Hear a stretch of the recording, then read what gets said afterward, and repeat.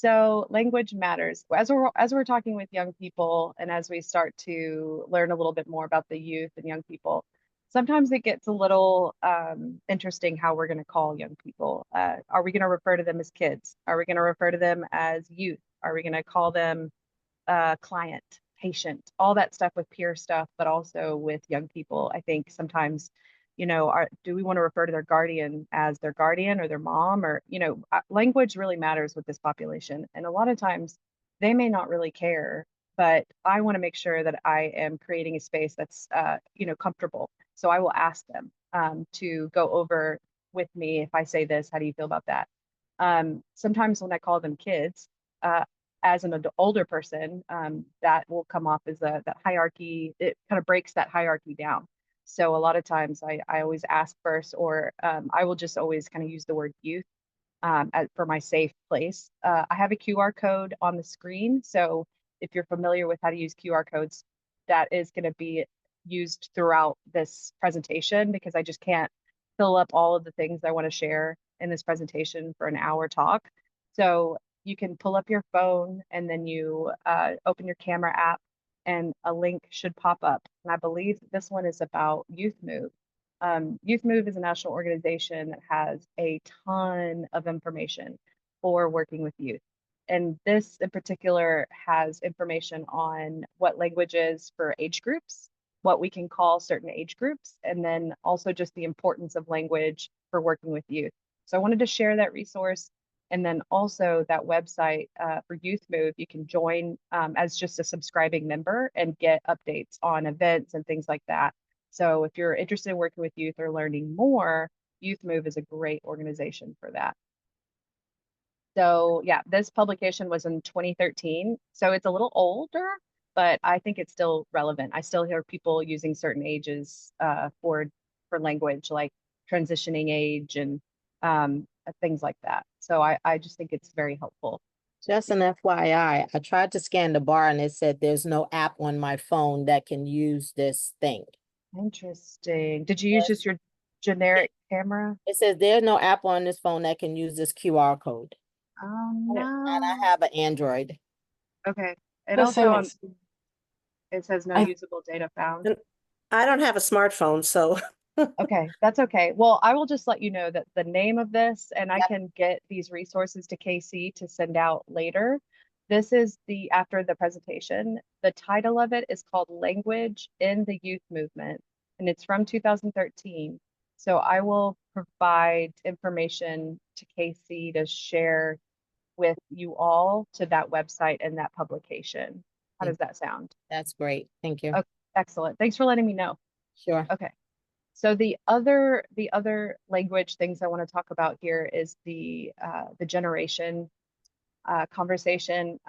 This is fun for me because I refer to generations all the time, and sometimes I think we're a little confused on what the generations are in relation to the names. So I put a table up here for you to kind of identify which generation, what their names are, and their age range is. And I just think it's an interesting conversation to say because I'm a millennial. My son is 11 years old, but he says he identifies as millennial because I raised him, and so he likes a lot of the same things that I like. But so what are some things I just want to ask the group? What comes up for you when we look at the table here for generations, and what does this say as you're looking at it? What does it say to you? Trying to throw my hand. Hi. I just looking at it because I didn't know where I fell in Right. myself. So I'm surprised to see that I'm a Gen X. There you go. Okay, welcome. We got Gen X in the house. Yeah. Love that. And I just had a birthday, so that makes it worse. Are you a Virgo or a Leo? Leo, my birthday Okay. is on Monday. Congratulations. Mine's on Saturday. So I'm right there. I'm a Virgo though. So Nice people, good people. Disclaiming I'm a baby boomer. I always said no, I'm not. But yeah, I was born in 62 okay. and I have a couple a Gen X. I have a millennia.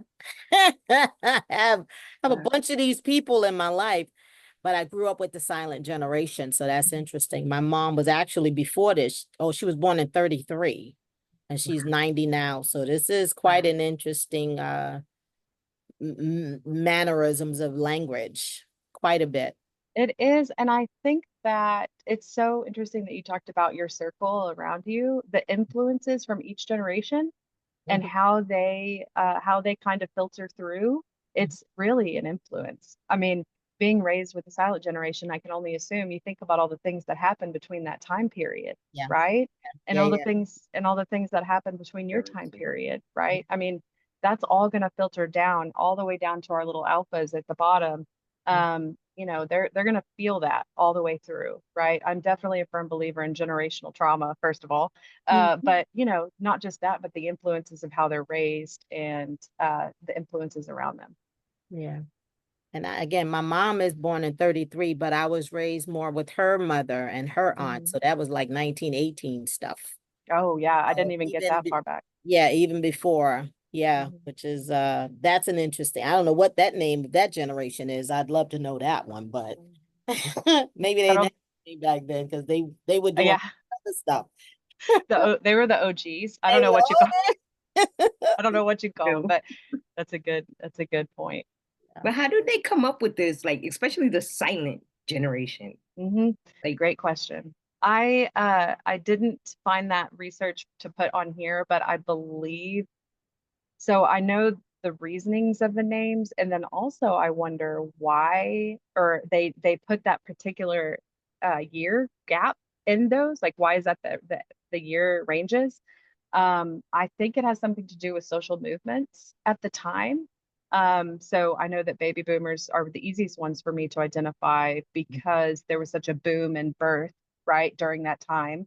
Silent generation, you had World War One and Two. right. So that those were some big things that happened. I don't know why Gen X is the way it is. Millennials, to me, I think about like getting into the 2000s while I was young, but that doesn't include my time range. So I don't know. That's a great question. I think it's something that I will have to go back and study. Right, because there was so much stuff happening then, like the wars. That's noise. That's a lot of noise. I don't. And I think too, during that early 1920s, the nuclear family having a mom and a dad in the household, but also they had the Great Depression, I believe, during that time and the Dust Bowl era. There was just like a lot of that style of. There's just like I don't know. I guess maybe that's a great question. We could theorize, but I'll have to look it up and see. Okay, so I'm going to move forward. Here's a quote. This comes from, I think, believe Youth Move again. So advocate for youth. The steps are not defined by age or other demographics, but instead by personal experience. I think that goes along a lot with what was discussed before, who we're raised with, who are around us. The transition period will take varying lengths of time for each individual to complete. While this guide may be useful for those anywhere on this journey, it may be most applicable to those ages 15 to 30 and adults who support youth voice. So as I said before, I am kind of a supporter because I am past that age 30 range, but I can still support the youth voice 100%. Sometimes I have to open the doors that are closed to them so that they can walk through. And that's kind of my role as a peer supporter for the youth. Um, and then I was going to say something else. I think that we think about this transitional time, this transitional period. And I think to me that when I think about ages, a lot of I almost said kids, a lot of the young people I worked with that were under 18, they would tell me that they have no childhood, that their childhood was taken from them, that they had to grow up really, really fast. And so that transitional period for them going from quote unquote childhood to where they are, they look a lot, their lived experience is a lot like an adult. Okay. So for me to try to treat them like they are what I think an 11-year-old should be when they've really been like cooking for themselves, managing money by themselves, taking care of siblings in the home, that's, I mean, that's what years beyond where they are physically. So I always keep that in mind that it's really about their lived experience, means more to me than their actual age. And then I've also met some older people too that have the mindset of somebody. Okay, no, I'm not going to go down, but No, can I say something? Like this, yeah, go ahead. the what recently happened with the young girl being assaulted in the park, my first thought was like, she'll never be a girl again. Mhm. That was Right. robbed of her. Right. Like, it just, oh, I cried so hard because it happened to me around that age. And like, oh my God, she would like the therapy and stuff she's gonna have to go through, but she will never be able to like play with her friends the same way and be a girl. It That's- is. And I love that you brought up too, like your own lived experience with that, being able to connect with her. Who are the people around her that are going to connect with her, or is she going to shuffle through kind of a rigid system, that doesn't really, that kind of treats her like a victim instead of really relating to her and connecting with her. And finding those people that I can relate to is so important. It is. It is. Okay, so I do have a couple of short videos I want to share just about working with youth. And let me make sure that you hear the volume.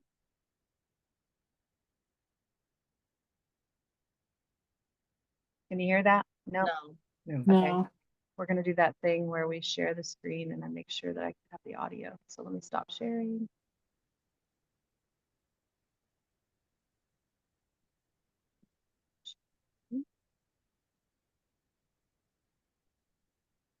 Thank you for being patient with me. Should work. Taylor, I have a lot going on. You hear that? Okay, Mm-hmm. excellent. Yeah. Hi, I'm Taylor. I have a lot going on. I work with a lot of professional people on my team. My therapist and psychiatrist, my foster care caseworker, and my teachers. They're all okay, but sometimes it feels like something is missing. There have been a lot of school meetings because I can't focus with all the stuff happening in my foster home and with court. I talked to my caseworker about it and she seems to understand, but then she starts talking about hearings and motions, whatever that means. My therapist and I talk about it too, but I can only see her in her office for an hour.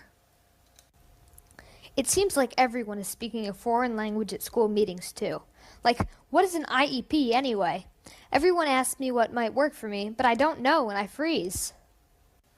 I wish there was someone who had been through this before that could help me understand what's going on and help my team understand me better too. Youth peer support providers use the power of relatability. Just kidding. Peer support providers aren't really superhuman, but they can be super helpful. They can talk with you about their lived experiences. Youth peers may give you some ideas or help you advocate for yourself. Max and I wrote a list of things to try at school. Having Max's help to understand all of their jargony talk made me feel less nervous at my meeting. Having Max on my team now is pretty cool. He gets it because he's been through some of the same things. Besides meeting with me on his own and coming to my meetings, Max helped me find a youth group of other teenagers who are going through some stuff too. Now I don't feel like I'm the only one. Max helped Taylor increase his knowledge about services being offered to him, inspired a sense of hope for the future, helped expand his social circle, and supported Taylor's ability to have his voice heard. Hey, thoughts?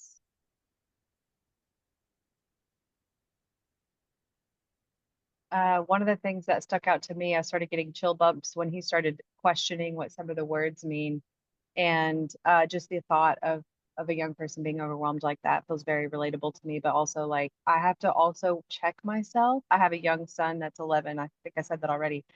Part of me wants to come in and fix and save and nurture. So I have to kind of like check myself and make sure that like when I meet with somebody that maybe reminds me of somebody else or is similar age to my son, that I have to kind of like not be in mom mode, but be in peer supporter mode. Okay. So that's something for me to check with myself. But yeah, I think that the Superman costume is a requirement for peer supporters. So kidding. Super silly, but very, very true that we come in and we can really speak the language to help them understand what's going on. Let's go on to this next video. I just finished 8th grade. It was kind of hard for me. Whenever I received a referral, I came to visit her at her home. Some friends were being pretty mean. They said a lot of mean things, like they called me crazy and I'm a psycho and I shouldn't be friends with anyone. Just gave her some support. to be able to get through that time and now to get to see her blossom and talk more is pretty cool. Short video, but I think it really kind of is important to meet the peer where they're at, right? She was going into the home. Not everybody has that ability at peer support, depends on your agency. But, you know, being able to come in and support her at home as well as wherever the peer may feel safe to meet, or the guardian where the guardian feels safe to meet the peer worker in that process. So I liked that video just because it kind of showed us both a different side of peer support where she's going into the home, but also just she's a quiet individual that had some things going on, and so her youth supporter was able to just kind of walk alongside her. So Youth Move National described lived experience as having received services as a child, a youth, or young adult, including but not limited to mental health, children, child welfare, juvenile justice, and or special education services, or currently or previously living with a mental health or substance use disorder diagnosis. And there's the website for Youth Move. If again, that QR code wasn't working, so we do have the website listed here for you to go and get some references or check out their resources. It's a pretty broad definition, don't you think? It's a long list of things we've experienced to be considered lived experience. And I love that. I love that we are more of an inclusive community and less of an exclusive community. We want all of the things. If you've been through some things, great. If you have struggles, awesome. Come on, we're here. But also that has value. Our past has value. And I can turn such a scary thing that I went through into my greatest asset to work with somebody. Especially for me as an adult, I think about my childhood and I processed some of it, but I haven't, sometimes I don't use that part of my story. I use the stuff that happened as I was older. But when I work with younger people and I work with some of their experiences, bring some stuff up for me. Oh, that is right. I did struggle with that. That did happen to me. And so I can, as long as it's a safe place for me to bring it up, I will talk about it. And I talk about stuff with young people that I don't talk about with adults because it's just the relatability of where I was when I was their age. But of course, I want to be careful and say, I don't say, when I was your age, back in my day, drugs were different. I don't say that, but I do think it. Right. Okay, so let me go on to recovery and youth. Okay, so these are some tools. These are tools that I used and use currently frequently. I go onto the SAMHSA website and I learn a little bit more about what the definition of recovery is. We talked about that with lived experience in the last slide, but SAMHSA has a really interesting broad scope definition of recovery, one of them being these 4 dimensions. It's like when I say I'm in recovery, it's referring to these 4 dimensions in my life or in my experience. So recovery is affecting my home, my health, my purpose, and my community. And we can even break those down into more specific sections, but I just want to use this as a tool as well. Excuse me, when I'm facilitating a peer group as a peer specialist and I have young people around, one of my most favorite exercises to do is to have the definitions out, but to ask the youth, or the young people, what do these 4 areas in your life look like right now? And where do you want these 4 areas to look in the future? I'm not asking them about what drugs did they use. I'm not asking them what are the harms you've been through. For me, I'm asking them, what do you have? What's working? What does it look like? Where do you want it to go? And I tell you from my experience, this one right here, the purpose, they can fill this out. They can fill out home, health, community. When they get to purpose, they stop. And they're like, what does that mean? What is my purpose? And they have a hard time sometimes, in my experience, answering that because still at that young age, their purpose was maybe laid out for them already, or they're struggling with powerlessness or whatever the situation is, or they, I don't know if it's just somebody has ever asked that question before because people just kind of assume who they are. So I just wanted to bring this up as an idea that you can use. This is an actual tool and it's evidence-based. It's a tool that you can use as you work with young people. Just for a general question, has anybody used an exercise like this or has experience working, facilitating groups to young people on this call today? No? No. Good. So if you get in the position, this is a great exercise. The next one I use all the time. I use it in my supervision with peer support workers. I use it with adults. I use it with young people.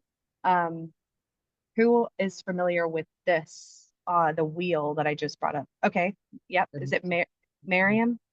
Okay, excellent. And then somebody else. So this is the 8 dimensions of wellness. I use it a lot for check-ins at the very beginning of a group.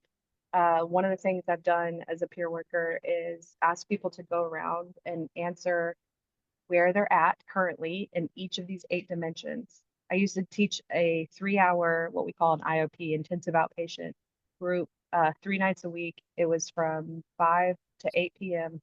And I got to choose all of the topics for that. And I was working with peers. So we would come up with, what do you guys feel like would be helpful? And one of them was doing a check-in, because we can theorize about recovery, quote unquote, relapse prevention. We can sit there and read the books and do all the things, but we never get to cover really how are they in this day and age, like what is going on today. And so this was a great tool for doing a check-in while also using an evidence-based practice. This comes from SAMHSA. When it says 8 dimensions, when I say that I am well, like, how are you doing today? I'm well. Well, what does that mean? You're well. Well, all of this is connected. All of this are these different areas in which I say I'm well means that all these different areas. And I swear, sometimes when I'm working with young people, it is like they're really only focused on maybe two or three of these, right? And it's like, oh no, you have all these other parts of you that maybe you forgot about or you don't even know about, right?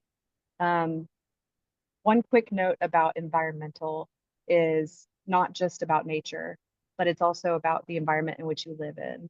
So that can be your space, your cleanliness, your room, your home, your workspace. It's the environment in which you exist in. And then intellectual is another one. That's like your hobbies. Are you pursuing your hobbies?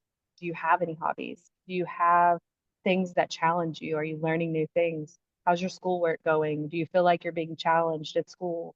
You know, those types of questions. Do you have friends that you feel like you can have deep conversations with them or things like that? Are you intellectually, are you stimulated intellectually? Being able to connect with people around you. Okay, so I'm going to pause again and see any thoughts or comments on these exercises.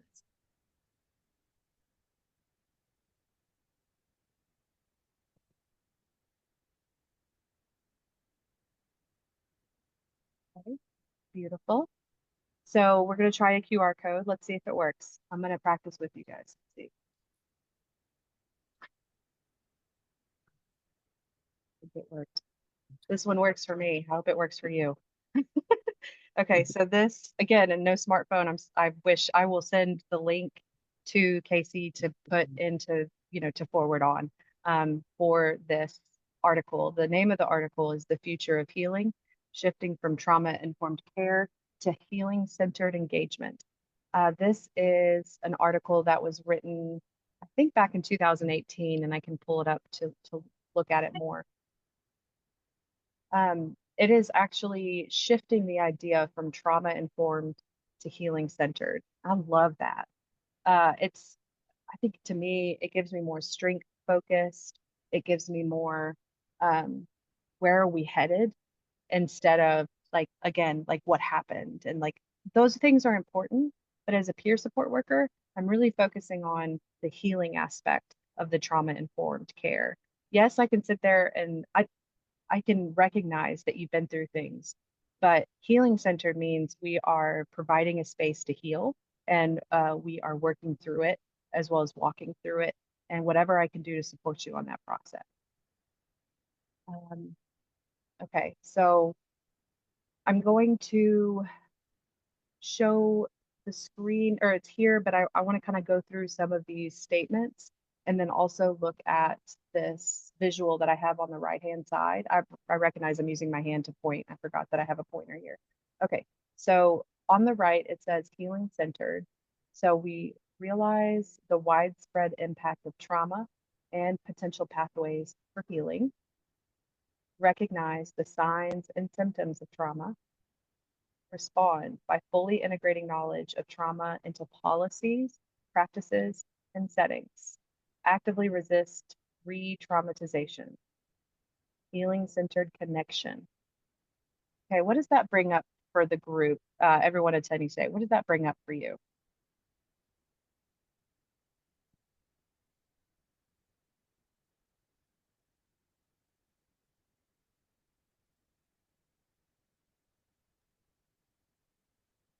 Like I'm the only one on the screen right now, right? Potentially, yes.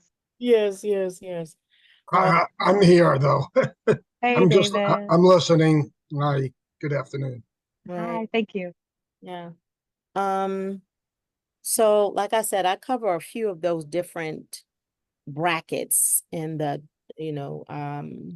generational thing. And I personally have a 17-year-old teenager who, um, has a lot of these conversations with me at 2 a.m. or hey mom kind of things, or her friends come, and one of the things about realizing how it impacts is that they just left Job Corps. They just finished Job Corps completing it, because school is not something you mentioned really, but that community of being in that environment and how they can function within it or not in it, and the support they get in it or not in it also adds to how they see the rest of the world.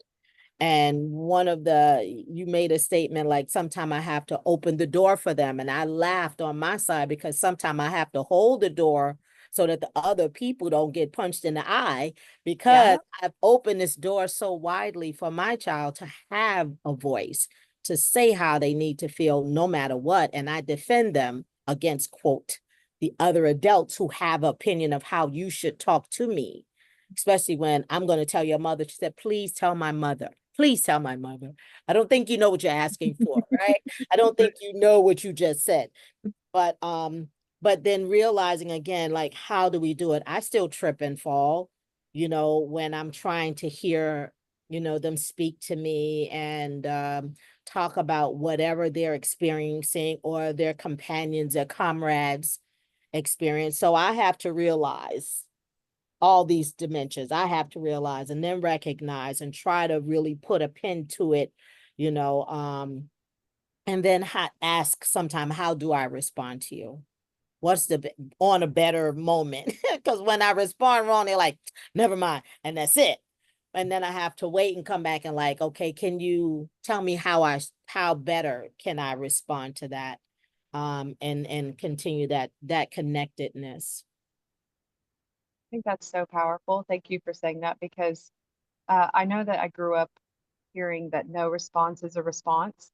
And I understand that, but I also think that my son and I or excuse me, I always refer to the, because he's the young person in my house, like you were saying, but uh, I need time to think through what to say next.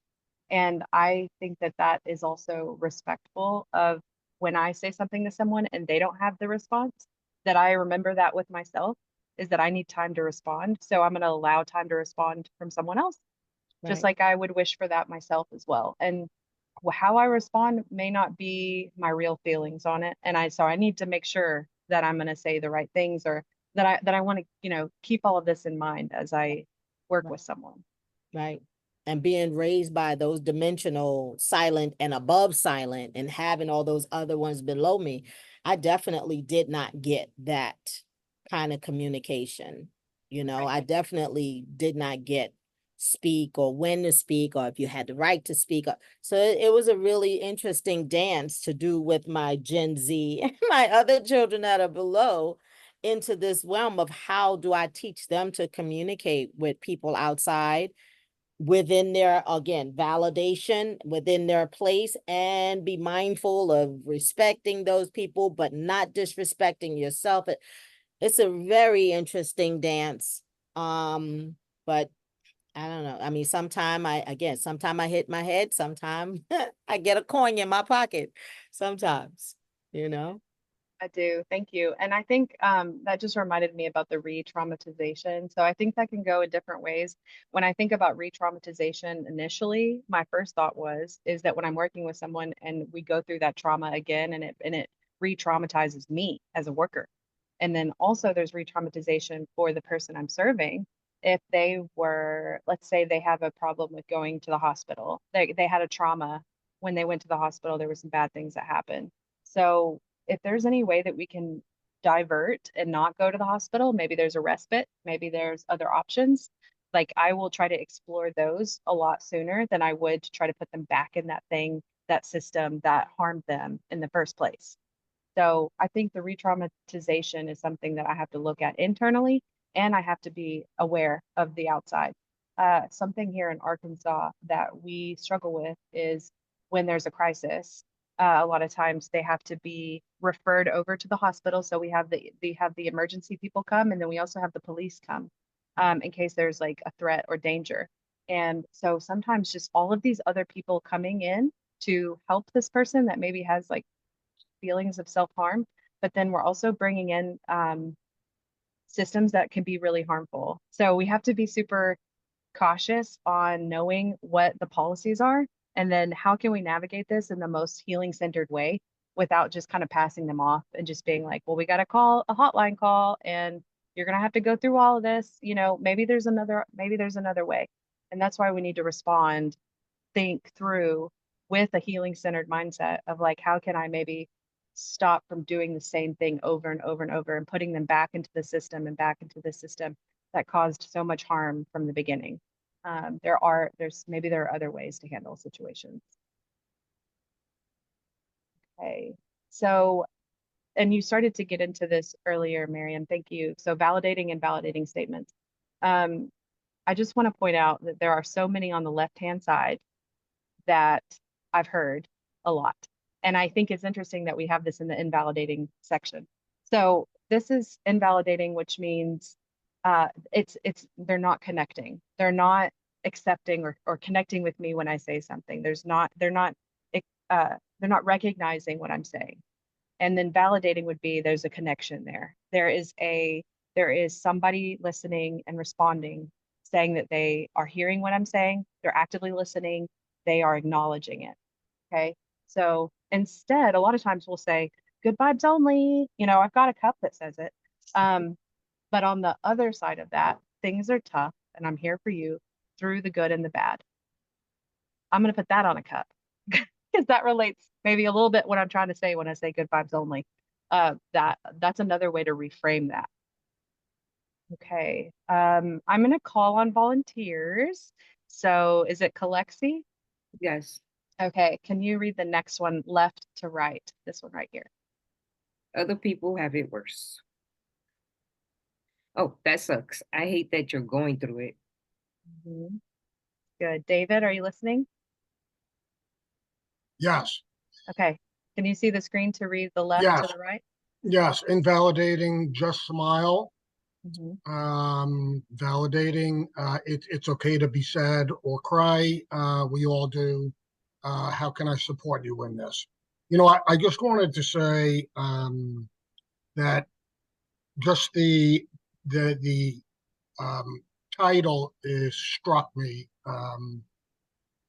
Thinking of it not as a trauma, you know, not thinking of it as a trauma informed, but thinking of a healing centered. It's a more positive approach for both, you know, the person who's supporting and the person who's being supported. I think that's a great way to note it. Great. Thank you, David. Yes, 100%. It's for me and for the person that we're working with. Yes. It is like the relationship becomes about healing instead of me wearing glasses and always kind of like on edge making sure that I'm looking for the trauma. Yeah. I know that's not what they mean by trauma informed, but that's what I think sometimes. I'm like, trauma informed. Okay, so I'm going to come in here just expecting the trauma. Yeah. No, that's not what I'm doing. I mean, it is trauma informed has its benefits. Obviously, it taught us as a movement to be aware that trauma exists and it shows up. But healing centered, I think, is now the next step of where I can kind of just create a space, right? Agreed. Agreed. Yeah. Mhm. Okay, so let's see. Failure is not an option. And is Miriam, let me have you read this one right here. Oh no. Okay, here we go. You'll get this one right here. You'll get over it. Mhm. And the validating is this is hard. You've done hard things before. I believe in you. Mhm. I squeeze a little bit with that. Okay. Only because you'll get over it almost as in the same place of me if you've done hard things before. Mhm. You know, they kind of catch me. I can say this is hard and I believe in you, but you've done hard things before. It made me twist a little bit inside. I'm just, you know what I mean? I'm just Yeah, saying, 'cause that's good.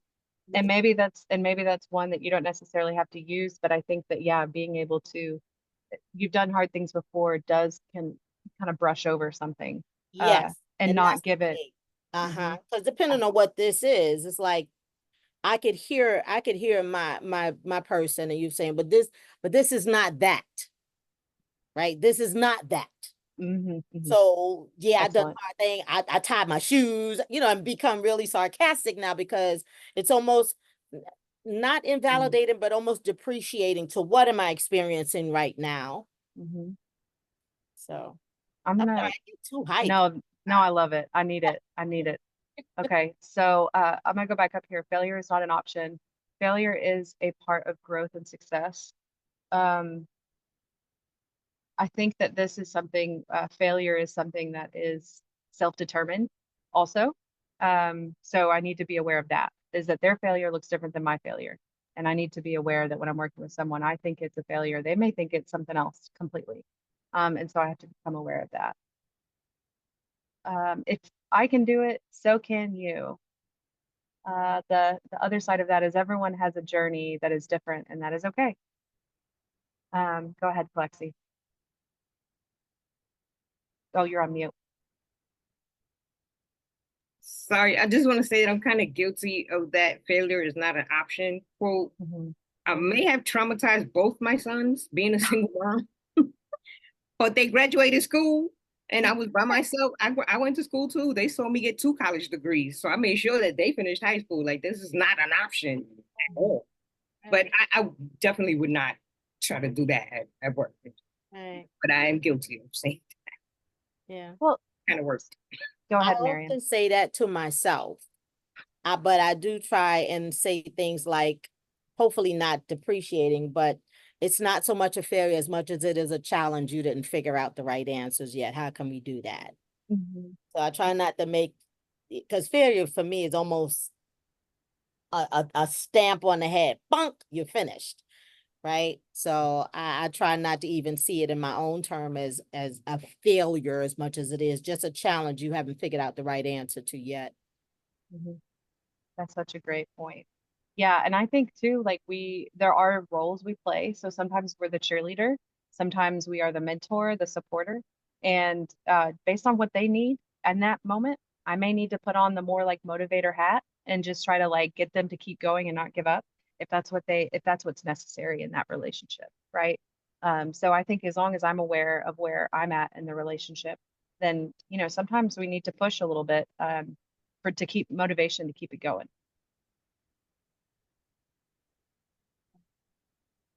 So real-time examples. I wanted to bring some examples in for us to talk a little bit about what it's really like out here. I'm looking at the time. We do have 8 minutes left. So this is one of my favorite sections, and here I am kind of cutting it to the end here. But I want to be just talk a little bit more about these different areas. So we talked about group activities, bringing in your creativity. Um, Justice and humility are two areas that I think I know in Arkansas, for an example, we really struggle with this. We really struggle with seeing the justice uh, department, juvenile justice, or any kind of justice as real justice. It's very much like a big, it's a system. And so I have to be very mindful that I'm walking in, looking the way I look with keys and a badge. And as much as I want to sit here and say that we're on the same level, I can leave as soon as my shift is over, and that person is still in the system, right? And so I want to stay peer, but I also want to recognize that I'm in a different place. And one of the experiences, I'll bring humility into this. One of the very first young people I sat down with was a young Black man from a small town in Arkansas that was gang affiliated. And I'm sitting here thinking, um, I didn't say it, but I thought to myself, I wanted to say, I understand where you're coming from. Do I? Do I really understand? And that was a humble moment because he said, and he's young, and he said, I just need somebody who's been through it and that understands it to help me. And this was his second time through. The first time he asked for help. He wanted an older or somebody that could connect with him to help walk him through difficult times, and nobody could get him anybody. And I thought to myself, well, I want to help. I want to help. I'm just a white lady from Little Rock. I don't know, you know? And so again, opening the door, who can I find that's in the community that may be a better fit for this person than me? Okay. But I am willing to hear and give him empowerment to say what he wants to say. But let me find somebody that might be that he can connect with, right? Um, okay, so let me just open the floor. Working with people in these systems, young people especially, there are a lot of law issues, a lot of agency guidelines, a lot of like, let's talk about mandated reporting, all those different things. It's all based on your law in your state. And so you have to become aware of what's going on in your state for what is allowed. If, do I need to contact a guardian? Do I need to, what is considered harm? You know, those types of things. But I'm going to open the floor, talking with people in these settings. What comes up for you?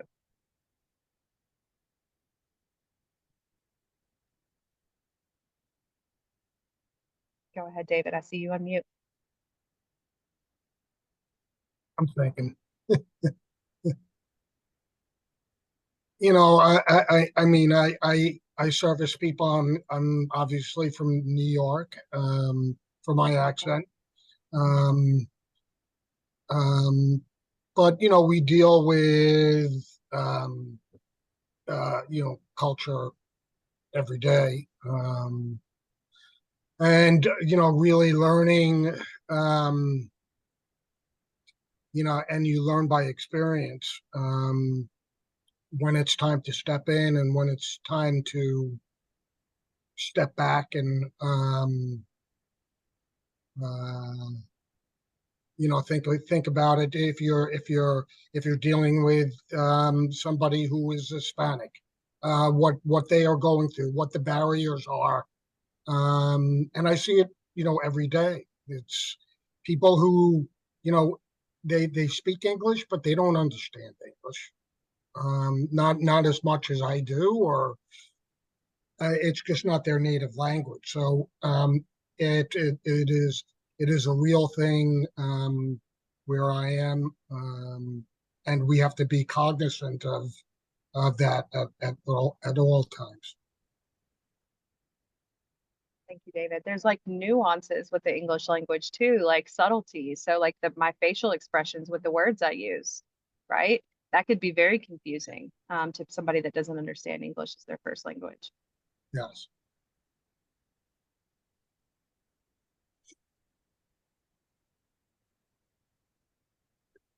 Does anyone on the call have experience working within the foster care system? Maybe you have lived experience with it, or working with someone that's kind of caught up in a case or caught up in the foster care system. What was that like? Did you have a peer specialist? Would you have liked a peer specialist?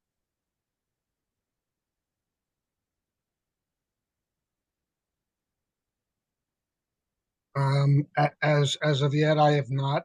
Um, um, I am not the product of a foster, you know, family, so I don't, I can't peer for that. Um,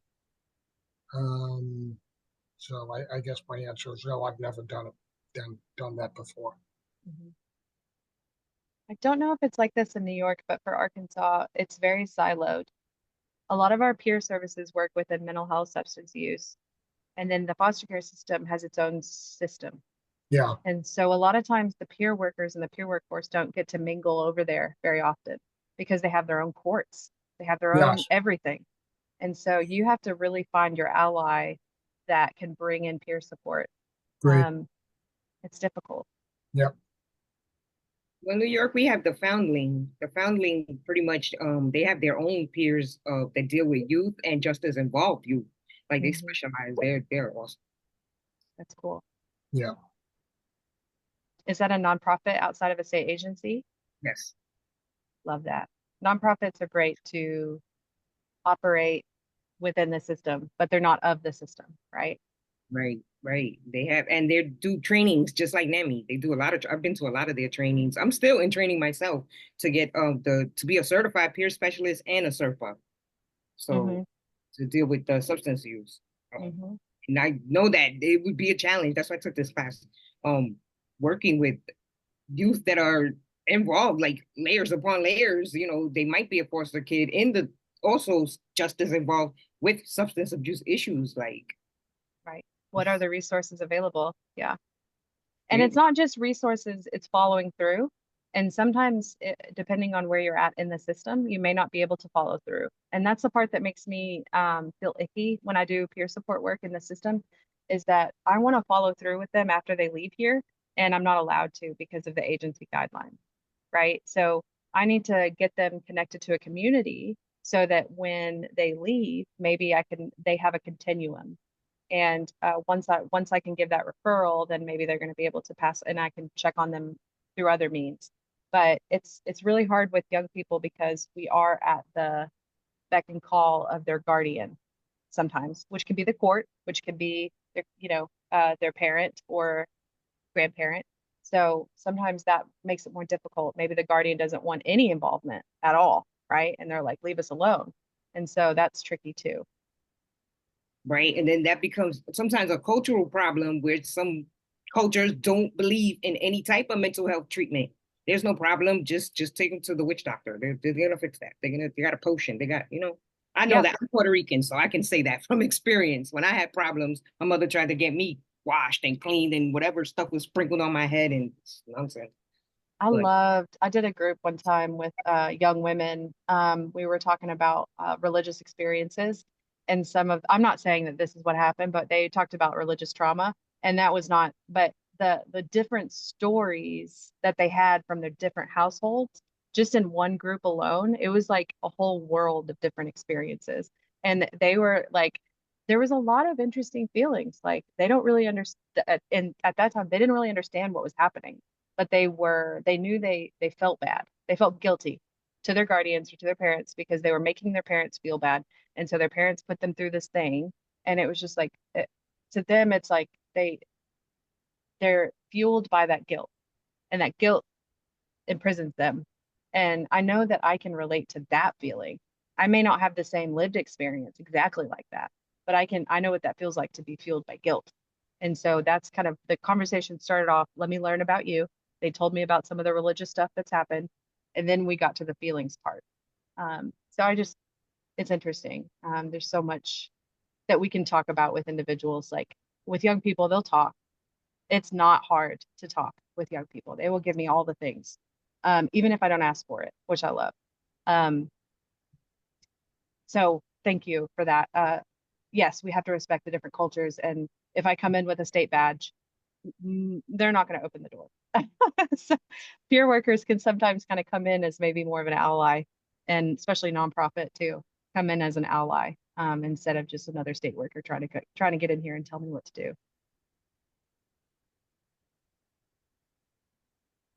Okay. Well, we are at the end. I swear this has just flown by. Thank you so much for joining us today. I did want to at least have some options available for you to look up as you leave today's talk. Here is a policy guide that just came out from the Mental Health America. I hope these QR codes work. I will get them over to Casey so that she can send those out as well. But Trailblazing, this is a policy guide. It's actually written and directed by young people. So that's pretty cool. Mental Health America is doing a lot of work with young people right now. And then over here, as you know, the National Association of Peer Supporters is putting on this call today, and they're doing a lot of work with New York. They also have a conference coming up in Chicago. So if you feel like becoming a member of N.A.P.S. as well as kind of finding out nationally what's going on, hop on over to Chicago for a little bit for a couple days in October and party with the peers.